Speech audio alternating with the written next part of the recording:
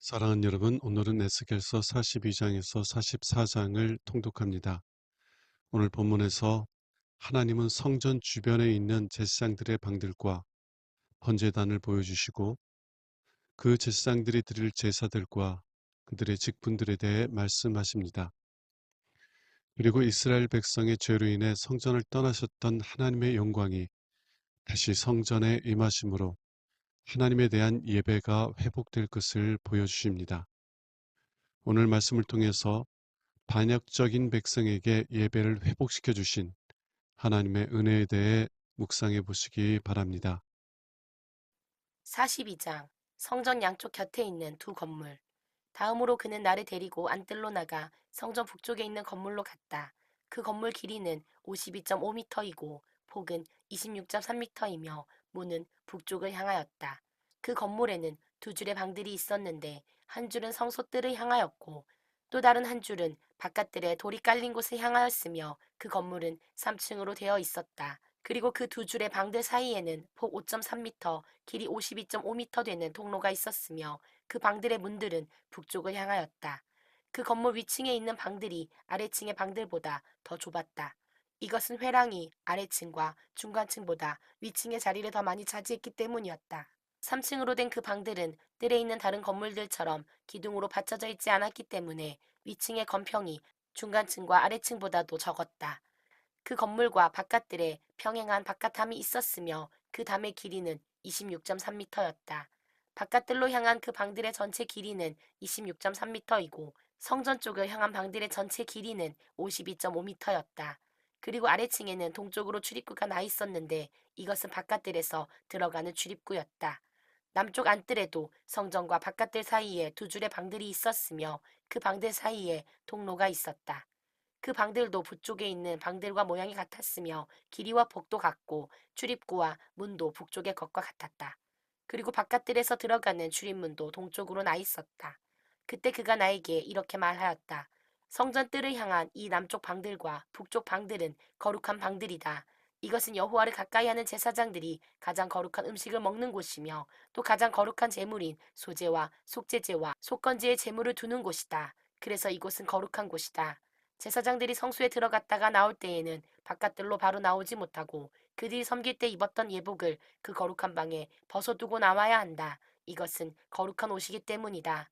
그들은 반드시 다른 옷으로 갈아입은 다음에 백성들이 있는 곳으로 나가야 한다. 그는 성전 군의 측량을 마치고 동문을 통해 나를 밖으로 데리고 가서 성전 전 지역의 바깥 둘레를 측량하였다.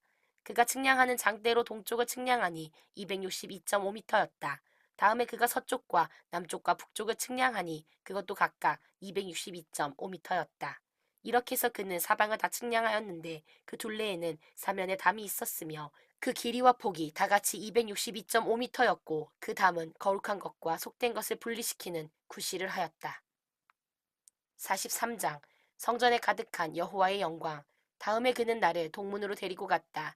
이스라엘의 하나님이 나타나신 것을 보여주는 영광의 광채가 동쪽에서부터 비쳐오고 있었다. 그러자 폭포 소리 같은 하나님의 음성이 들리며 땅이 그 영광의 광채로 빛났다. 이 환상은 전에 하나님이 예루살렘 성을 멸망시키려고 오셨을 때 내가 본 환상과 같았으며 또 그발 강가에서 내가 본 환상과도 같은 것이었다. 그래서 내가 얼굴을 땅에 대고 엎드리자 여호와의 영광의 광채가 동문을 통해 성전으로 들어갔다.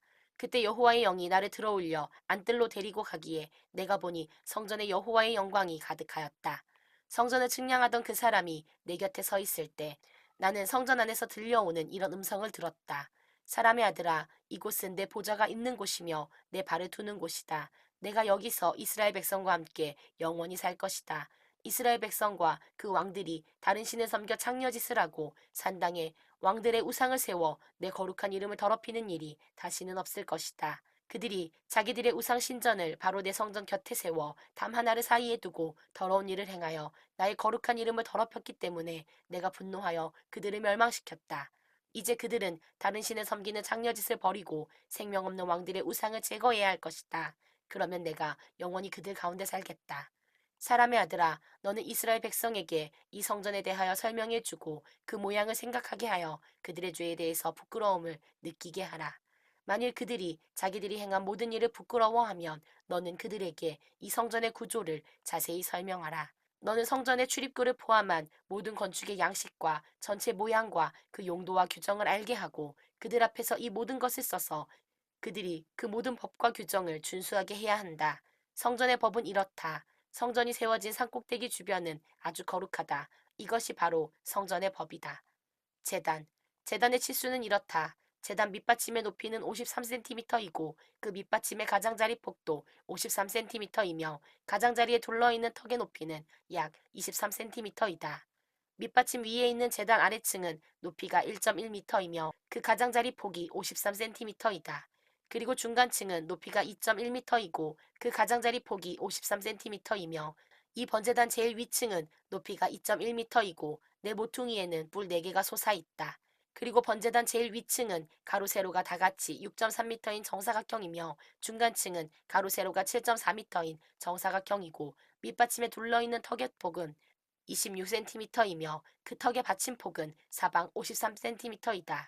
그리고 그 층계는 동으로 향하게 하라. 그는 다시 나에게 말씀하셨다. 사람의 아들아, 나 여호와가 말한다. 이 제단을 만들고 나서 여기에 불로 태워 바치는 번제를 드리고 피를 뿌리는 규정은 이렇다.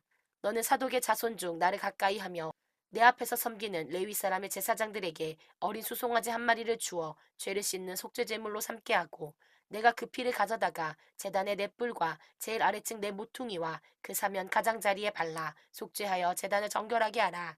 너는 그 속죄 제물의 수송아지를 가져다가 성전 구내 밖에 지정된 장소에서 불태우고 그 다음 날에는 흠없는 순염소 한 마리를 속죄 제물로 삼아 수송아지로 정결하게 할 때처럼 그 제단을 정결하게 하라.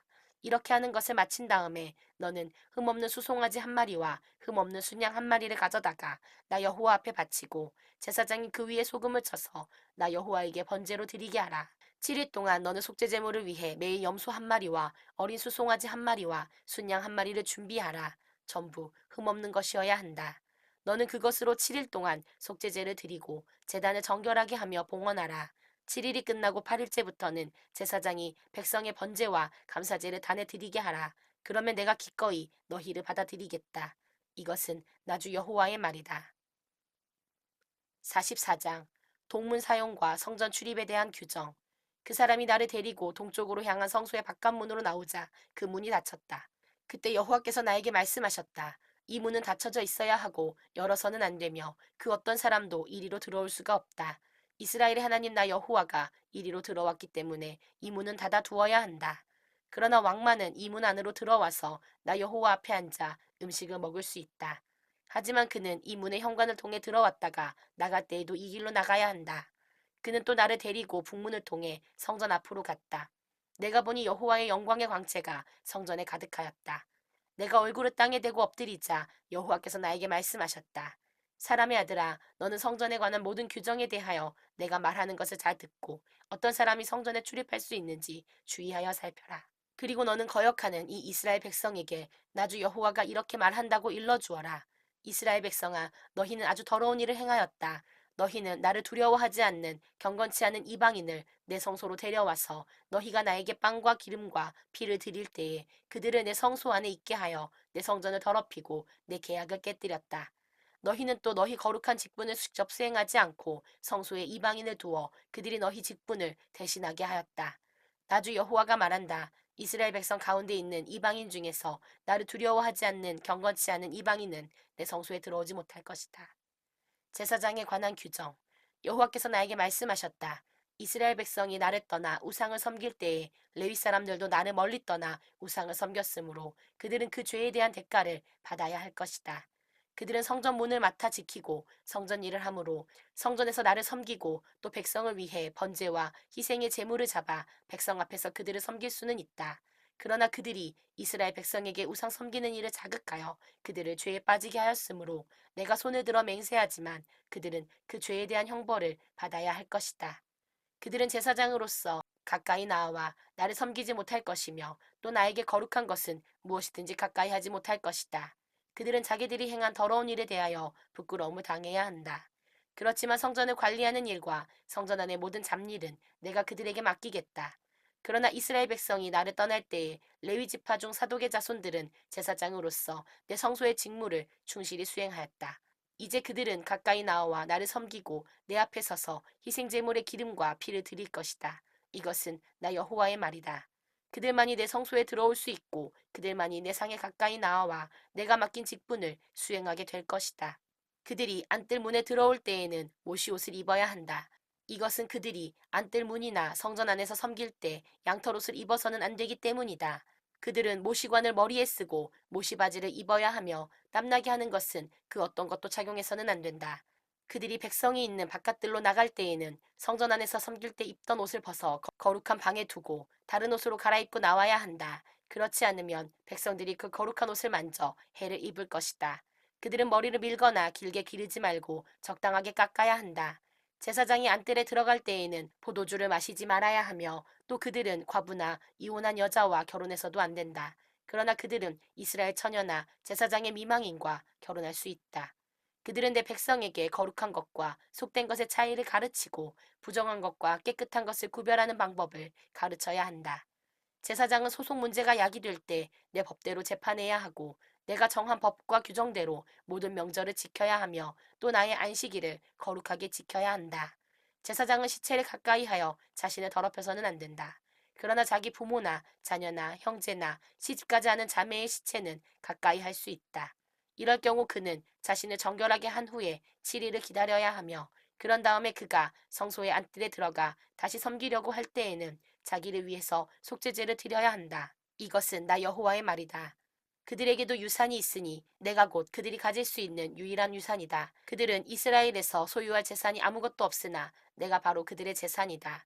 그들은 곡식 제물과 속죄제와 속건제의 제물을 먹을 것이며 이스라엘에서 나 여호와에게 구별하여 드린 모든 것은 다 그들의 것이다.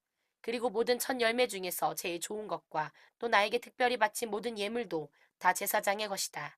백성들이 첫 밀가루를 제사장들에게 주면 내 복이 그들에게 내릴 것이다. 제사장은 저절로 죽었거나 들짐승에게 찢겨 죽은 새나 짐승을 먹어서는 안 된다. 사랑하는 여러분, 오늘 말씀을 통해서 다음 사실을 묵상해 보시기 바랍니다. 에스겔서 43장 9절과 10절에서 하나님은 이렇게 말씀하십니다. 이제 그들은 다른 신을 섬기는 창녀짓을 버리고 생명 없는 왕들의 우상을 제거해야 할 것이다. 그러면 내가 영원히 그들 가운데 살겠다. 사람의 아들아, 너는 이스라엘 백성에게 이 성전에 대하여 설명해주고 그 모양을 생각하게 하여 그들의 죄에 대해 부끄러움을 느끼게 하라. 하나님의 백성의 복은 하나님께서 함께 계시는 것입니다. 그리고 그 하나님께서 함께 계셔서 자신들을 돌보시고 지키시는 은혜를 인해 감사하며 그 하나님을 예배하는 삶을 살아가는 것입니다. 그러나 이스라엘 백성들은 자신들을 애굽에서 건져주시고 광야길에서 돌보시며 약속의 땅으로 인도하신 하나님의 은혜에 감격하며 그 하나님을 예배하는 삶을 살아간 것이 아니라 오히려 하나님 앞에서 우상을 섬기는 삶을 살았습니다. 그리고 그 놀라운 복을 잃어버렸습니다. 그럼에도 불구하고 하나님은 다시 그들의 하나님이 되시려 하십니다. 다시 새로운 성전을 세우시고 친히 그 성전에 임재하셔서 그들과 함께 계시려고 하십니다. 그리고 그들에게 경고하십니다. 하나님을 버리고 우상을 섬겼던 음란한 삶을 부끄러워하라고, 그리고 다시는 그러한 삶으로 돌아가지 말라고. 사랑하는 여러분, 예수님은 자신의 죽음을 통해서 우리의 죄를 씻어주시고 우리에게 하나님의 영을 부어주셨습니다. 그래서 우리는 하나님의 영을 모신 하나님의 성전이 되었고 하나님의 영의 돌보심과 인도하심 속에서 살아가는 놀라운 복을 누리게 되었습니다.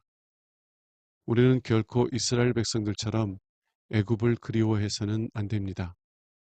하나님을 앞에 두고 이전의 죄악된 삶을 그리워해서는 안 된다는 것입니다. 오히려 그러한 삶을 부끄러워하며 온전한 마음으로 하나님을 사랑하는 삶을 살아가야만 합니다. 만일 그렇지 않다면 우리는 이스라엘 백성들처럼 하나님께서 함께 하시는 복을 잃어버리게 될 것입니다. 기도하겠습니다.